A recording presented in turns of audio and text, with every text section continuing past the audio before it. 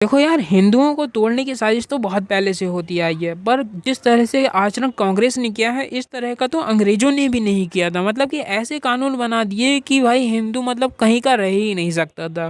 वो तो पता नहीं नागरिकता क्यों नहीं खत्म करी, वरना इनका बस चलता तो नागरिकता भी खत्म कर देते ये लोग उसमें कहते। और ये बात मैं नहीं, ये एक लॉ के अधिकारी जो हैं भाई साहब, ये लॉ पढ़े हुए हैं, वकील हैं ये, और ये कह रहे हैं, तो आप समझ सकते हैं ये कितनी वैल्यू है इनकी बात की। तो बस यार मिलेंगे अगली वीडियो में, और हाँ वीडियो पूरी देखिए, आपको खुद ही पता चल जाएगा। मिलेंगे अगली वीडियो में, तब तक के लिए नमस्ते नमस्कार, जय हिंद, वंदे मातरम। अंग्रेजों ने इस देश में बहुत सारे कानून बनाए थे डिवाइड एंड रूल करने के लिए, लूटने और बांटने के लिए, लेकिन कांग्रेस ने भी बहुत से कानून बनाए इस देश को डिवाइड एंड रूल करने के लिए और लूटने और बांटने के लिए। 1991 में पहला कानून बनाया प्लेसेस ऑफ वर्शिप एक्ट, और हिंदू जैन बौद्ध सिख के लिए कोर्ट का दरवाजा बंद कर दिया।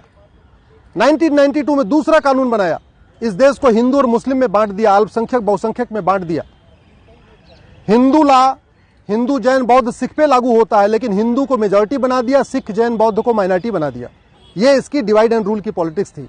और तीसरा जो सबसे घटिया कानून बनाया कांग्रेस ने 1995 में, जिसको कहते हैं वक्फ एक्ट, जिसको मैंने सुप्रीम कोर्ट हाई कोर्ट में चैलेंज किया है, और इसकी अगली सुनवाई भी सुप्रीम कोर्ट में होगी, क्योंकि इन्हें हाई कोर्ट से ट्रांसफर पिटीशन फाइल कर दिया है कि मैटर अब हाई कोर्ट में नहीं बल्कि सुप्रीम कोर्ट में चलना चाहिए। वक्फ बोर्ड के सारे मेंबर मुस्लिम होते हैं। उसमें एक एमएलए है वो भी मुस्लिम, एक एमपी है वो भी मुस्लिम, एक उसमें एडवोकेट वो भी मुस्लिम, एक उसमें टाउन प्लानर वो भी मुस्लिम, एक उसमें आईएएस ऑफिसर वो भी मुस्लिम, एक उसमें जो स्कॉलर वो भी मुस्लिम, एक मुतवल्ली वो भी मुस्लिम। और उसके पास इतनी पावर दिया हुआ है कि किसी भी जमीन पे जाके कह दे ये जमीन वक्फ की है, तो आप उसके ऑर्डर के खिलाफ, उसके नोटिस के खिलाफ नियर बाई कोर्ट में भी नहीं जा सकते, आपको जाना पड़ेगा वक्फ ट्रिब्यूनल में।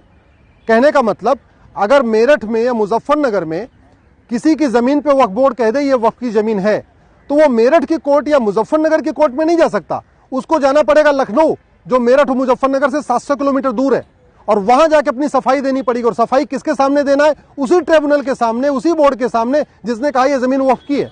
तो वक्फ बोर्ड चोर हो गया, वही वक्फ बोर्ड दरोगा बन गया, वही वक्फ बोर्ड जज बन गया, वही वकील बन चुका है। ऐसा कानून हिंदुओं के लिए नहीं है, ऐसा कानून जैन के लिए नहीं है, ऐसा कानून बौद्ध के लिए नहीं है, ऐसा कानून यहूदियों के लिए नहीं है, ऐसा कानून पारसियों के लिए नहीं, किसी के लिए नहीं। केवल और केवल एक कम्युनिटी के लिए कानून बनाया कांग्रेस की सरकार ने 1995 में, वो है मुस्लिम्स के लिए।